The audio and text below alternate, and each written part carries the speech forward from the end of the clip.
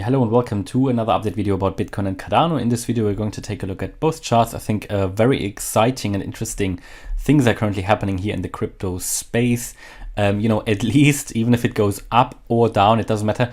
At the moment, at least, it's getting more interesting again. We had a period over the last few weeks where it was really, really boring at times, especially very bad between or before Christmas.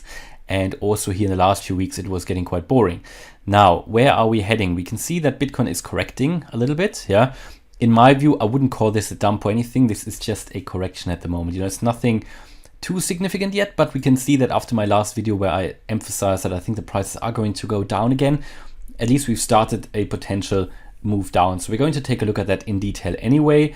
This is here Bitcoin still on the higher level picture where we've moved up in a wave 1 and a wave 2 to the downside, and now we've got our ABC. A few people wanted to know a longer term view. I saw a few questions there, and my view here generally is, and I can make a video at some point where I do explain it in more detail, but we see here the long term view, and we have here back in 2017, that was like the bull run. For me, that was a large wave 1 as well.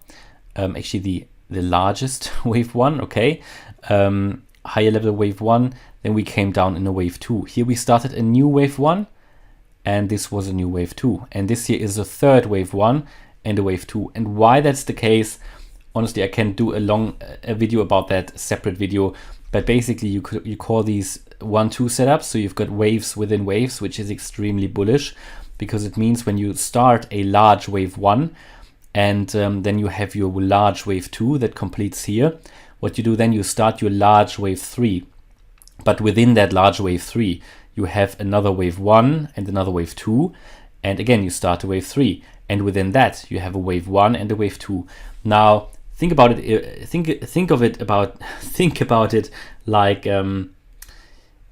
sort of visualize brackets that you open and you have to close them in the end again, right? So that means whenever you have these 1-2 setups, several waves that start, and then another wave that starts within that, and another wave that starts within that, at some point they have to be closed. Now, what that means is that what we get here, what we will get probably after this, when the correction here is finished, we get quite a bit of a impulsive move up here, quite strongly, because that means that everything that here is opened needs to be closed again. So that first wave 3 needs to play out. Within that, you've got the next wave 3 and so on. So it just extends the next wave up significantly, and that is quite cool. That's quite good for the next bull run. That means we probably see a good start to the next bull run and a strong one, and higher price levels as well. But this is the longer term view, right? And I can make another very detailed video about that, but it takes time for me to prepare that, that I don't have just now. So where are we here? So short-term view, Bitcoin. Bitcoin is doing at the moment what I thought it would be doing, mentioned it in the last video. We obviously came down here this is still my primary scenario, by the way. This hasn't changed at all.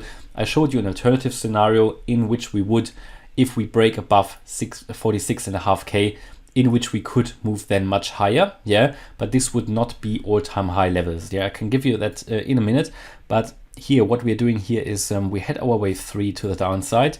That was completed. A smaller wave 5 was completed within that wave 3. That was here around 33K. At the time I said that I do expect now rising prices in a wave 4, and we've seen that. We've hit that first level here. You can see how accurately the price reacted to that level here at 38.6, 38.7K. That was the minimum a price needs to do, or Bitcoin needed to do in that wave 4. Fibonacci level, the 0.214. But I did remain within my primary view that I said, right, I think we're going to see higher prices here, all the way up to 43.3 in the first instance. 43.3 is the ideal target level for that wave 4. It's just the ideal, what actually in most cases a wave 4 would get to. And this is here. This is basically the area where we're trading around at the moment. Yes, it did go above that briefly. Now it's lost that level again. So I'm just put that here on the chart, roughly 43.3. You can see it here, and the price couldn't hold it. Yeah, so Bitcoin couldn't hold it. And in a maximum of that wave 4, we can get to 46.5. It didn't even get there. Okay, so I did say in one of the last few videos that I would expect primarily still between the 43.3k level and the 46.5, the turnaround. Now, we've seen here a turnaround. Is that already it? It's too early to say that. Honestly, it's too early to say that. We just need to wait what the price is doing now. Primarily, I still expect lower prices. In an earlier video today, we talked here about a potential head and shoulders forming, and I said it could be a very ugly one, and to be honest, it's a very ugly one. Sorry, it looks a bit, yeah. Anyway, we've got here this, we had here this neckline, and it broke. Yeah, it broke, and also the price broke below the 50-day moving average just now. It did hold it here for a moment, but it now broke. The 50-day moving average is currently sitting at 42.8 roughly, yeah, and we're now at 42.75. It was now just back at 42.8. So it's not lost yet. You know, the bulls and the bears are still fighting around it. When you watch the video, chances are you already have the decision, you know. But what we need to see here is that the price has been dropping now since 45.5. We are already back at 42.5 nearly. And yeah, it is pretty much what I said in the previous video, that there is risk that we're rolling over here. And you know, maybe this is the first step that we are heading into this wave 5 to the downside, you know. But at the moment, what we also need to see, this is this, I wouldn't call this yet a dump or anything, you know. I would call it dump. That was back here, you know. You see this when we moved down on the 20th of January. There was a huge price drop, and also the other one was on the 4th of December. When was that? It was the big one back here. This is what I call a dump, like some 20 or 30% correction, or a dump basically, right? At the moment, what we see here is not really a dump. It is just, I think, because Bitcoin was overbought, it could just be a correction of that move up here. I wouldn't call this an impulse. In my view, this all looked very corrective. You could even call that an ABC. Obviously, it has to be an ABC. It's the wave 4, so it would have to be an ABC. I think we can interpret an ABC into this, where you then had your wave A here, you've got your wave B here, and this would be the wave C. Yeah, and within that wave C, you had a wave 1, 2, possibly a wave 3 here. Then at some point, you have your wave 4 and your wave 5. So don't normally analyze them, you know, in that small detail. It oftentimes doesn't make sense. But that's what you would expect in a wave 4. You see an ABC, and what you then would expect, if this really was this wave 4, and within that the ABC, then you would see here now something like a wave 1, 2, 3, 4, 5, something like that. Okay, that is what we want to see now if we really go lower here.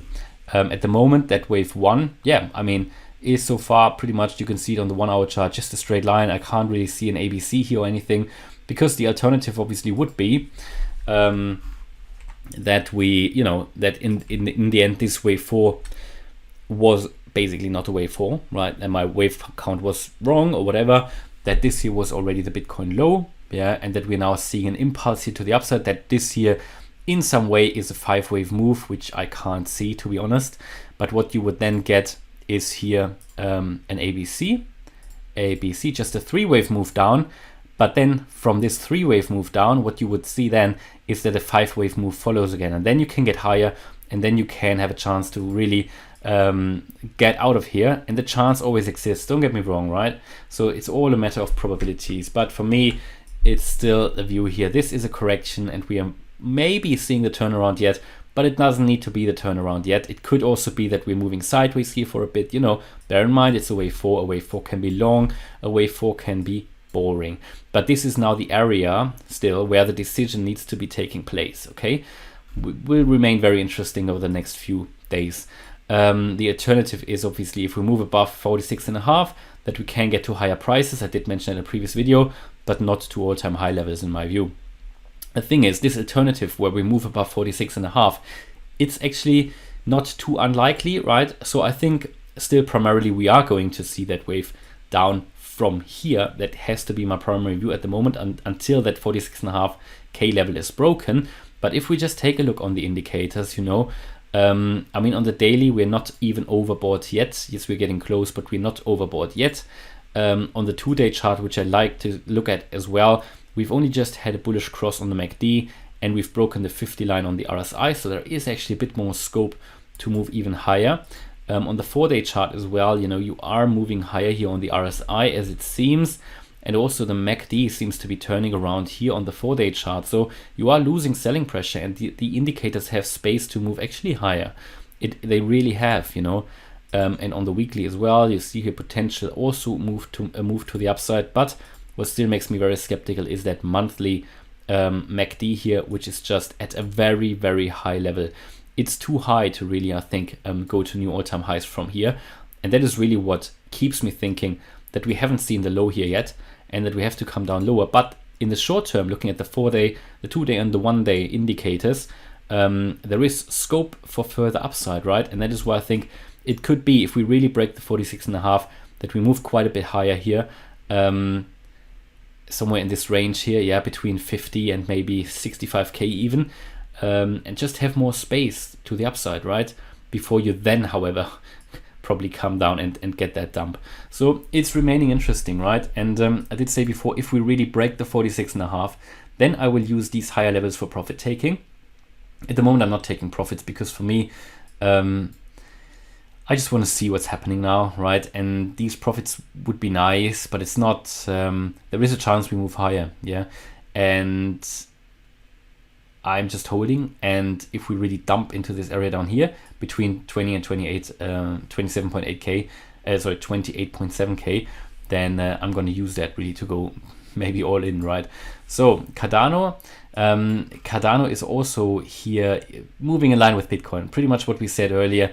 Nothing special, nothing specific. I go on the 4-hour chart.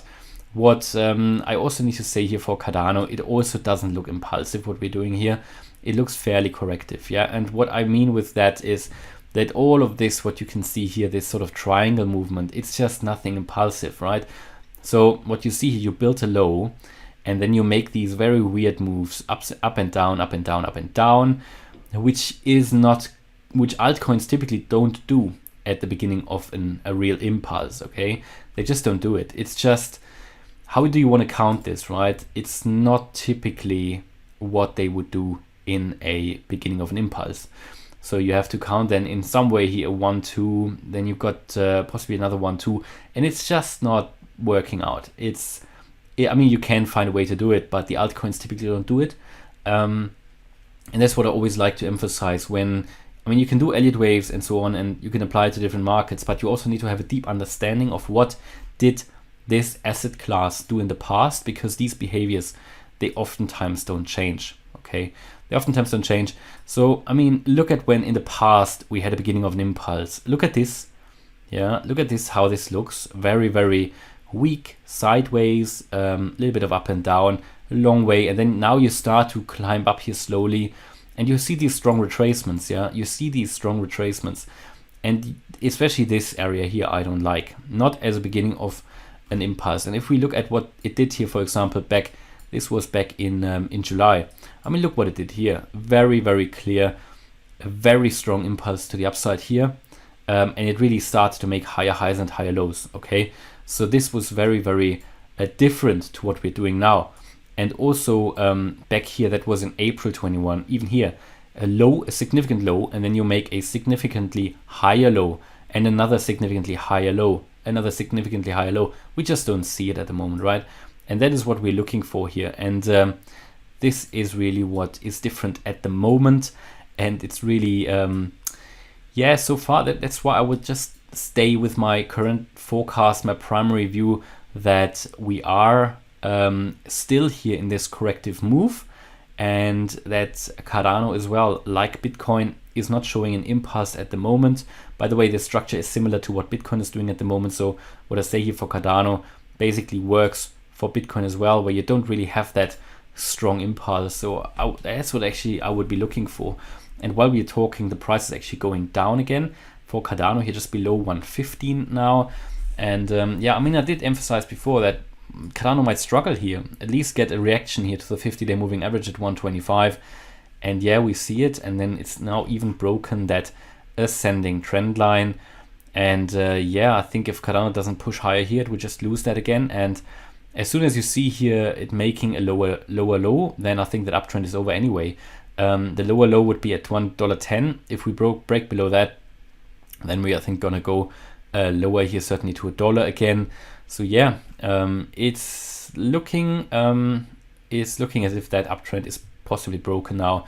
And I've looked at Bitcoin throughout the whole day, and since Bitcoin, and I mean this is why Cardano is going down now as well, Bitcoin has reached that peak. It's just been slowly going down, down, down, down. You always see this, it's obviously an up and down, right? As you can see here, always a few green candles as well. So it's up and down, but every high gets lower as well.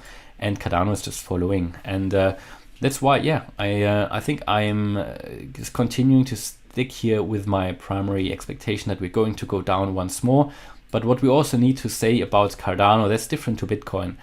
Cardano has obviously started earlier with the whole correction, and Cardano has reached my first target area anyway. I mean, we had before here on the chart a target area that was just on the on a different wave count, but it was invalidated. It was actually invalidated. The target area here was between 125 and 181. We did just go through it, but what we also need to see or say is that it has obviously stopped the downtrend here for now at 92 cents. It has come down enough. Also in this alternative scenario, it has come down enough. It could at any point start an uptrend to new all-time highs. The chart is tidied up, yeah. The indicators are low for Cardano, and the correction was long enough. It was coming down deep enough, and it could from here just start through. That's different to Bitcoin. It's different to Bitcoin. Yeah, I just want to make that clear, because Bitcoin has not come into this target area. Yeah, down here. Yeah, in my view, it needs to do that. It needs to do that, and not all altcoins have come into the target area. Many have, not all of them. And yeah, so I stick here at the moment to my current primary expectation that we're going to go down once more. But also, generally speaking, the current prices, not only for Cardano, also many altcoins, are just very attractive. Yeah, they are very attractive.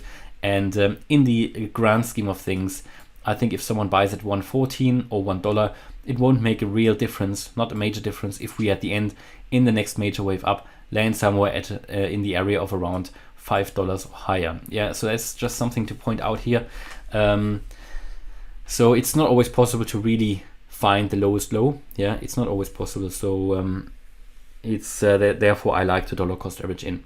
Now that's my view here on Bitcoin and Cardano. Hope you liked the update. If you did, please smash the like button and subscribe. And if you really like the content, maybe consider to join as a channel member. You can do that by following the links in the video description. Thanks a lot for watching. Bye bye.